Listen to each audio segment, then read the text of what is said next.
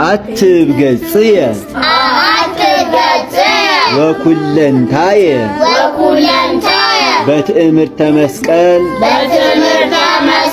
በስመ አብ ወወልድ ወመንፈስ ቅዱስ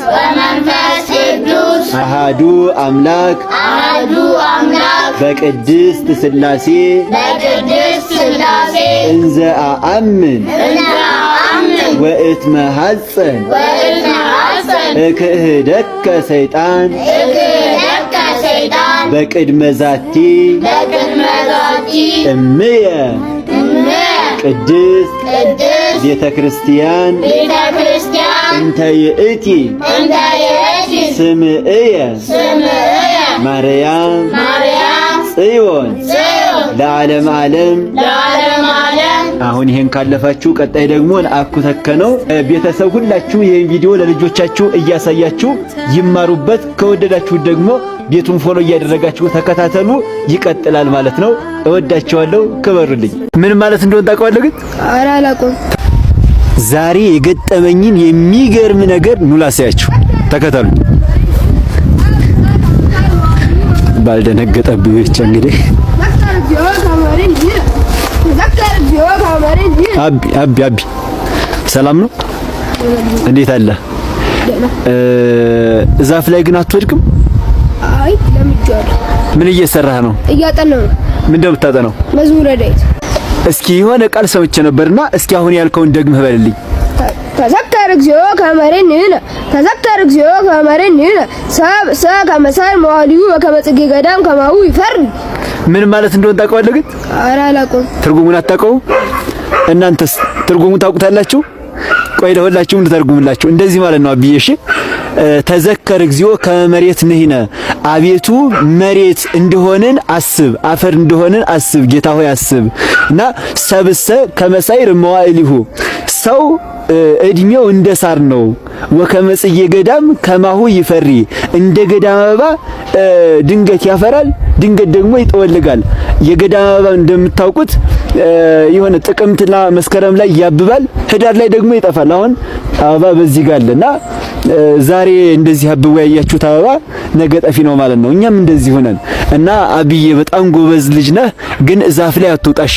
እሺ ደግሞ ዳዊት በደንብ አድርገህ ተማር፣ በዚሁ ቀጥልበት፣ በደንብ ጸልይም። እሺ አዎ ዳዊት በጣም ጠቃሚ ነገር ነው። እናንተም ቤተሰቦች ጸልዩ። ይህ እንግዲህ በተከታታይ ጠቃሚ ነገር የምናገኝበት ሚዲያችን ነው።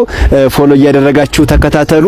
ቢያንስ በሳምንት 10,000 ማስገባት አለብን። እሺ ተከታተሉ። ዲያቆናት እንዴት ሆነው ነው የሚገነዙት? ትናንትና የምእመናንን ነግሬያችኋለሁ። ዛሬ ደግሞ የዲያቆናትን ግንዘት እስከ ምሳሌው ስርዓቱን እነግራችኋለሁ። በነገራችን ላይ በዘመነ ጽጌ በጽጌ ጾም ግንኙነት ማድረግ ይቻላል ወይ? ቤተ ክርስቲያን ተበልቶ መግባት ይቻላል ወይ? በጽጌ ውስጥ ሳይጾሙ ጽጌ አዳር ማደር ይቻላል ወይ? በጣም ብዙ ጉዳዮች። ነፍሰ ጡር መቁረብ ትችላለች ወይ? በጣም ብዙ ጉዳዮችን በዘላለም ሕይወት አካውንት ላይ ሰርቼላችኋለሁ። ማለት አዲሱ አካውንታችን ማለት ነው።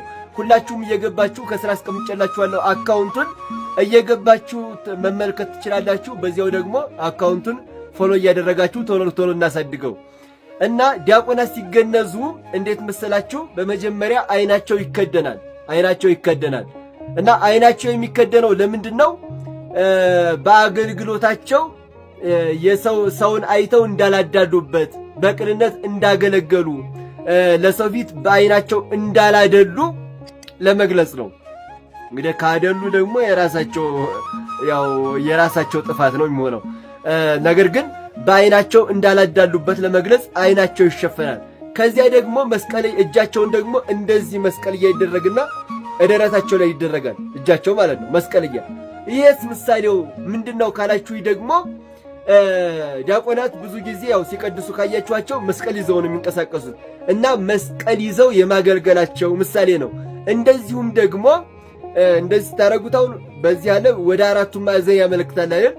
በአራቱም ማዕዘን ለተልእኮ ምስጢር የመፋጠናቸው ምሳሌ ነው ማለት ነው።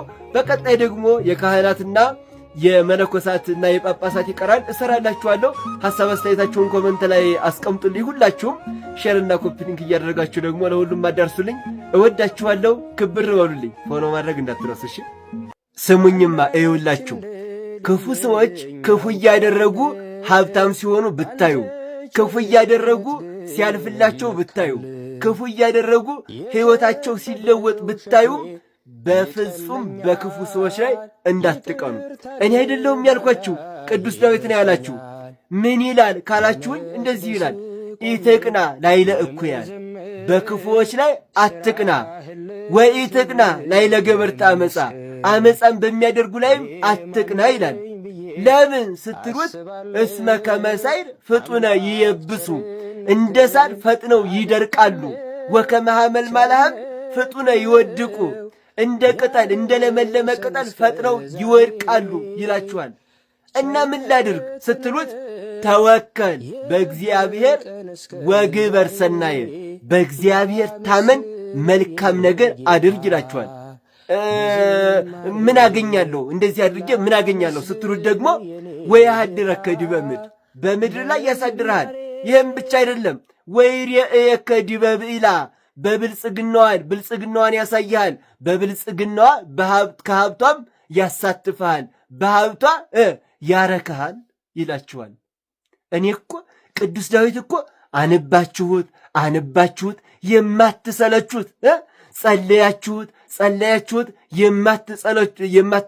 የማንሰለቸው መጽሐፍ ቢኖር እኮ መዝሙረ ዳዊት ነው። በጣም የሚገርም ነው። እና ስለዚህ የቅዱስ ዳዊትን ምክር ሰምተን በፍጹም በክፉ ሰዎች ላይ እንዳንቀና። ቃሉን ግን ይህን ነው የምናገኘው ካላችሁ ደግሞ መዝሙር 36 ላይ ቁጭ ብሎ ታገኙታላችሁ። እየገባችሁ ማንበብ ትችላላችሁ። ለሁሉም ኦርቶዶክሳውያን አዳርሱልኝ።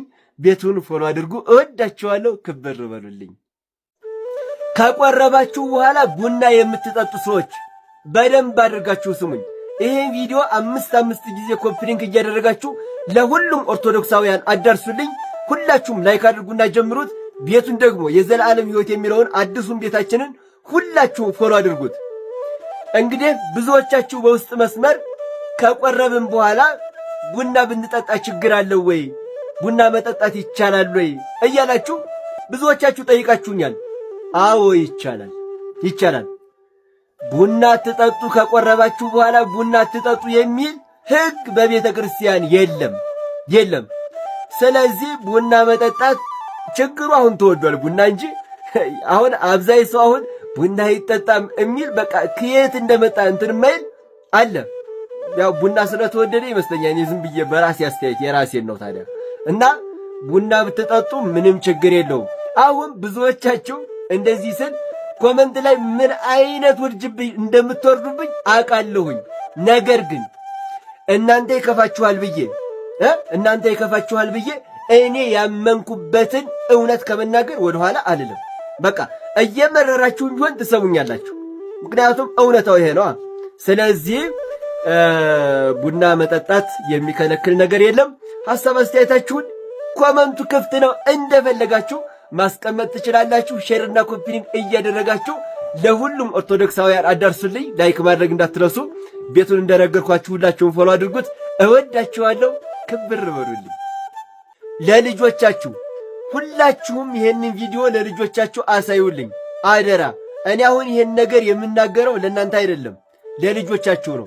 ስለዚህ ልጆች ያሏችሁ ሁላችሁም ለልጆቻችሁ ይሄን ቪዲዮ አሳዩልኝ። እንደው ስወዳችሁ እዩላችሁ ልጆችዬ፣ ሁልጊዜም ስትጸልዩ በጸሎታችሁ መጨረሻ ላይ እንደዚህ በሉና ጸልዩ። አምላኬ ሆይ ቤተሰቦቼን ጠብቅልኝ እያላችሁ ጸልዩ። አምላኬ ሆይ ቤተሰቦቼን በዕድሜ በጤና ጠብቅልኝ፣ ባርክልኝ እያላችሁ ሁልጊዜም ጸልዩ። እዩላችሁ ለደብተር መግዣ ለቦርሳ መግዣ ሳትቸገሩ ሳትሳቀቁ እየተማራችሁ ያላችሁት ቤተሰቦቻችሁ ስላሉላችሁ ነው። ጠዋት ምግባችሁን ብድግ አድርጋችሁ የምትሄዱት ያቺ ምስኪን እናታችሁ ስላለችላችሁ ነው። ካልሲ አማርጣችሁ የምታደርጉት ልብሳችሁን የትኛውን ልልበስ ብላችሁ የትኛውን የታጠበ ልብስ ብላችሁ አማርጣችሁ የምትለብሱት ቤተሰቦቻችሁ ስላሉላችሁ ነው። ስለዚህ ሁልጊዜም ስትጸልዩ ጸሎታችሁ መጨረሻ ላይ አምላኬ ሆይ ቤተሰቦቼን ጠብቅልኝ፣ እናቴ ድንግል ማርያም ሆይ ቤተሰቦቼን ጠብቂልኝ እያላችሁ ሁልጊዜም ጸልዩ። እሺ ደግሞ እኔ ልጆችም በጣም ነው የምወደውና ገና ጠቃሚ ነገሮችን እነግራችኋለሁ። ውድድ አደርጋችኋለሁ። ክበሩልኝ።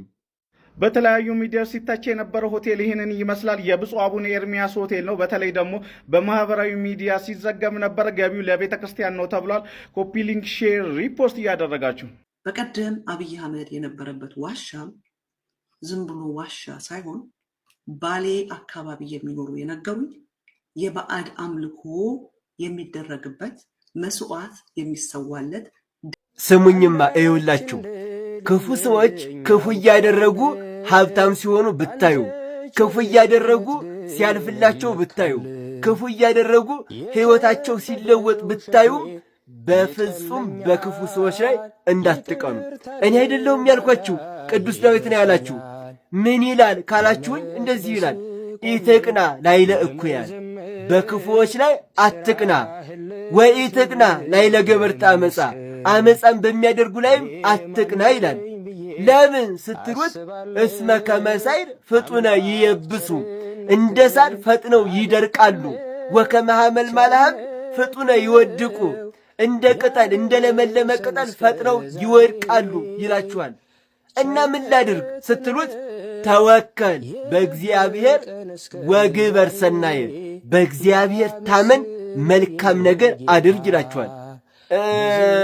ምን አገኛለሁ እንደዚህ አድርጌ ምን አገኛለሁ ስትሉት ደግሞ ወያድረከ ዲበ ምድር፣ በምድር ላይ ያሳድርሃል። ይህም ብቻ አይደለም፣ ወይሬእየከ ዲበ ብኢላ፣ ብልጽግናዋን ያሳይሃል፣ በብልጽግናዋ ከሀብቷም ያሳትፍሃል፣ በሀብቷ ያረክሃል ይላችኋል። እኔ እኮ ቅዱስ ዳዊት እኮ አነባችሁት የማትሰለቹት፣ ጸለያችሁት የማትሰለቹት የማንሰለቸው መጽሐፍ ቢኖር እኮ መዝሙረ ዳዊት ነው። በጣም የሚገርም ነው። እና ስለዚህ የቅዱስ ዳዊትን ምክር ሰምተን በፍጹም በክፉ ሰዎች ላይ እንዳንቀና። ቃሉን ግን ይህን ነው የምናገኘው ካላችሁ ደግሞ መዝሙር 36 ላይ ቁጭ ብሎ ታገኙታላችሁ። እየገባችሁ ማንበብ ትችላላችሁ። ለሁሉም ኦርቶዶክሳውያን አዳርሱልኝ። ቤቱን ፎሎ አድርጉ። እወዳችኋለሁ። ክብር በሉልኝ። ሀገረ ስብከቱ በዘንድሮ ዓመት ተሸላሚ አለመሆኑ በሥራ አፈጻጸም ዜሮ ሆኖ ሳይሆን በጭፍን ጥላቻ የተደረገ መሆኑን የምንረዳ ነው ማለት ነው። ከላይ የቀረ የምስራቅ ሐረርጌ ሀገረ ስብከት ቀድሞ ከነበረበት ደረጃ ወርዷል በማለት ብፁዕ አባታችን አቡነ ኒቆዲሞስን ብቻ ተጠያቂ የሚያደርግና ስራቸውንም የሚያንኳስስ አንድ ጽሑፍ እዚህ በምስሉ ላይ እንደምትመለከቱት ቀርቧል ማለት ነው። ይህ ጽሑፍ እንግዲህ የብፁዕነታቸውን እውነተኛ ስራና የሀገረ ስብከቱን ነባራዊ ሁኔታ ፍጹም የማይመጥንና ከእውነት የራቀ መሆኑን ከዚህ በመቀጠል በዝርዝር ለማስረዳት እወዳለሁ። እንደ አንድ የቤተ ክርስቲያን ልጅነት ማለት ነው። ጽሑፉ ጳጳሱ ብቻ ናቸው ሁሉን ነገር የሚያደርጉት፣ የመምሪያው ኃላፊዎች በነጻነት አይሰሩም፣ እንዲሁም ደግሞ በስራ አፈጻጸም ዜሮ ናቸው የሚሉ ከባድና መሰረተ ቢስ ክሶችን ያቀርባል ማለት ነው። እውነታው ግን ከዚህ ፍጹም ተቃራኒ ነው ማለት ነው። የመጀመሪያውን እንግዲህ ስንመለከት የተቋማዊ አሰራርን ስለማስፈን የግል ውሳኔን ስለማስቀረት እንግዲህ ብፁዕ አባታችን አቡነ ኒቆዲሞስ ወደ ምስራቅ ሐረርጌ ሀገረ ስብከት ከመጡ ጊዜ አንስቶ አስቀድሞ የግልና የተናጠል ውሳኔዎችን ማስቀረት ነበር የሰሩት። ሁሉም ስራዎችና ውሳኔዎች በሀገረ ስብከቱ አስተዳደር ጉባኤ እየታዩ እየተገመገሙና የጋራ ውሳኔ እየተሰጠባቸው እንዲሰሩ የሚያስችል ተቋማዊ አሰራርን ዘርግተዋል ማለት ነው። ይህም እንግዲህ ሁሉም ነገር ጳጳሱ ብቻ ናቸው የሚሰሩት ተብሎ የቀረበው ሐሰተኛ ክስ ውድቅ የሚያደርገው ነው ማለት ነው። ሁለተኛው ግልጽ ተጠያቂነትና ክትትልን ስለማጠናከር ነው። ጽሑፉ እንግዲህ ሰራተኞች ታስረዋል ይላል። በተቃራኒው ግን በሀገረ ስብከቱ ያሉ ክፍሎች በሙሉ እሰራለሁ ብለው ያቀረቡትን ዓመታዊ እቅድ መሰረት በማድረግ እንዲንቀሳቀሱ ተደርጓል ማለት ነው። ብፁዕነታቸው ይህ እቅድ መሬት መውረዱን በቅርበት ይከታተላሉ። በሰሩት ስራ እያመሰገኑ ባልሰሩትና ባዘገሙበት ላይ ደግሞ ጠንክረው እንዲሰሩ አባታዊ ምክርና መመሪያ በመስጠት ግልጽና ተጠያቂነት የሰፈነበትን የሥራ ምህዳር ፈጥረዋል ማለት ነው። ሌላው የገጠር አብያተ ክርስቲያናትን ስለማብቃት ነው። በገጠር ያሉ አብያተ ክርስቲያናት ልክ እንደ ርዕሰ ከተማው ውሳኔዎቻቸውን በግል አለቆች ወይም በተናጠል እንዳይወስኑ ይልቁንም በየራሳቸው የሰበካ ጉባኤ አማካኝነት እየተመከረበት እንዲወስኑ ግልጽ መመሪያ በመስጠት የአጥቢያውን ተሳትፎ ባለቤትነት አጠናክሯል። ልክ እንደ ርዕሰ ከተማው ማለት ነው። ሌላው መንፈሳዊ አገልግሎትና ተደራሽነት ነው። ብፁዕ አባታችን ንግግር ብቻ እንደተባለው ሳይሆኑ ከሀገረ ስብከቱ ተለይተው የማያውቁና ህዝባቸውን በቅርብ የሚያገለግሉ አባት ናቸው። ለዚህም የሐረር ህዝብ በሙሉ ምስክር ነው። በየክብረ በዓሉ በመገኘት ወንጌልን በማስተማርና ህዝቡን በመባረክ ይታወቃሉ። በተጨማሪም ጉባኤያትን በማዘጋጀት አሁን ባለፈው ጥቅምት 1 እና 2 እንኳን ያሳለፍነውን ጉባኤ ሁላችሁም ታስታውሳላችሁ። ምዕመናንን ሰብስበው ወንጌል ያስተምራሉ። ምዕመናን በሚገባቸው ቋንቋ እንዲያገለግሉ አገልግሎቱ ለሁሉ ተደራሽነት እንዲሆን ሰፊ ስራንም ሰርተዋል። የሥራ ባህላቸውና ቁርጠኝነታቸውን ስንመለከት ብፁዕነታቸው እውነተኛ የቢሮ ሰው ናቸው። ከሰኞ እስከ ዓርብ ከቢሮ የማይለዩ አስቸኳይ ስራዎች በሚኖሩበት ጊዜ ቅዳሜና እሁድ እንኳን ጭምር በቢሮ በመገኘት ስራን በኃላፊነት ይመራሉ ማለት ነው። የግል አስተዋጽኦና የልማት ራዕይን አንጻር ደግሞ ስንመለከት ሀገረ ስብከቱን በአግባቡ ከመምራት ጎን ለጎን ደግሞ ብፁዕነታቸው ከራሳቸው የግል ገንዘብ ከ200,000 ብር በላይ ለገጠር ቤተክርስቲያናት ድጋፍ አድርገዋል። ከ10 የንብ ቀፎችን ከነንባቸውም ገዝተው ደግሞ ለገጠር ቤተክርስቲያናት የልማት ስራ አበረታተዋል ማለት ነው። ይህ የግል አስተዋጽኦአቸው አሁን በ44ኛው ዓለም አቀፍ ሰበካ ጉባኤ በተደረገው ላይ በመጽሔቱ ላይ 20,000 ተብሎ እንደወጣና ክቡር የሀገረ ስብከታችን ስራ አስኪያጅም ይህ ማስተካከያ እንዲሰጥበት በሪፖርታቸው ላይ ሲናገሩ ሰምቻለሁ ማለት ነው። በተጨማሪም ለገጠር ቤተክርስቲያናት ዘላቂ መርጃ የሚሆን በሀገረ ስብከታችን G4+ ሁለገብ ህንጻ እንግዲህ እየተሰራ ይገኛል። ለዚሁ ስራ ከራሳቸው ከግላቸው ከኪሳቸው ማለት ነው ከ50,000 ብር በላይ የግል አስተዋጽኦ አድርገዋል። ይህ ስራም ደግሞ እንዲሆን ደግሞ ምዕመናንን በማስተባበርና በማበረታታት ቀን ከሌሊት እየለፉ ይገኛሉ ማለት ነው። እንዲሁም ከየአካባቢው የተወጣጡ ወጣት ደቀ መዛሙርት ተምረው እንዲያስተምሩ መርቀው ወደ አገልግሎት ሰባኪያነ ወንጌልን አሰማርተዋል ማለት ነው። ለማጠቃለል ያህል ሀገረ ስብከቱ በዘንድሮ ዓመት ተሸላሚ አለመሆኑ በስራ አፈጻጸም ዜሮ ሆኖ ሳይሆን በጭፍን ጥላቻ የተደረገ መሆኑን የምንረዳ ነው ማለት ነው።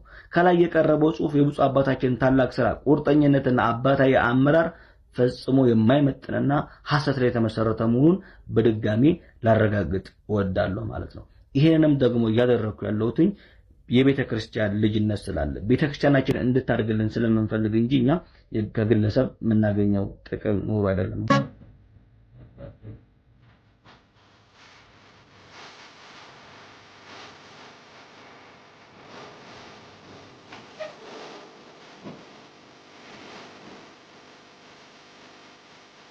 ታሪክ መቼም ቢሆን አይረሳትም። በመንግስትነቷ አይደለም በታዋቂነቷም አይደለም ታሪክ ማይዘነጋት ይህችን ሴት አገሯን ስለቀየረች ብቻ ነው። ወደ ስልጣን እንደመጣች ያደረገችው ነገር የፕሬዝዳንት የግል ጄቶችን ሸጠች። 35 የሚደርሱ እጅግ ሲበዛ ቅንጡ የሆኑ ማርሴዲስ ቤዝድ መኪኖችን ሸጠች። ሁሉንም የዶላር ጭማሪዎችና የብላክ ሽያጮችን ወደ መንግስት ካዝና ቁጥጥር ስር አካተተች። በርካታ የሚደርሱ የመንግስት ንብረቶችን ወደ ግል እንዲዞሩ አደረገች። የራሷንና የሚኒስትሮችን ደሞዝ በ30% ቀነሰች። ይህን አድርጋ ግን ዝም አላለችም። በአነስተኛ ደሞዝ የሚኖሩ የመንግስት ሰራተኞች ደሞዝ ላይ ድጎማ አደረገች። ለዲፕሎማቶችና ሚኒስትሮች የሚሰጡ ቦነሶችን አስቀረች።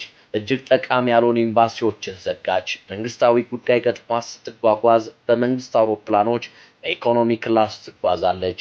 ከህዝቦቿ ጋር እኛ ብድር የሚባል ነገር መበደር የለብንም፣ እኛ የምንፈልገው ለዘላቂ ማንነታችን እንጂ ለጊዜያዊ ነገር አይደለም፣ ይህን ስናደርግን ሕይወታችንን እስከምናጣ ሊሆን ይችላል የሚል ቁርጥ ያለ አቋም ያዘች ልባም ነች።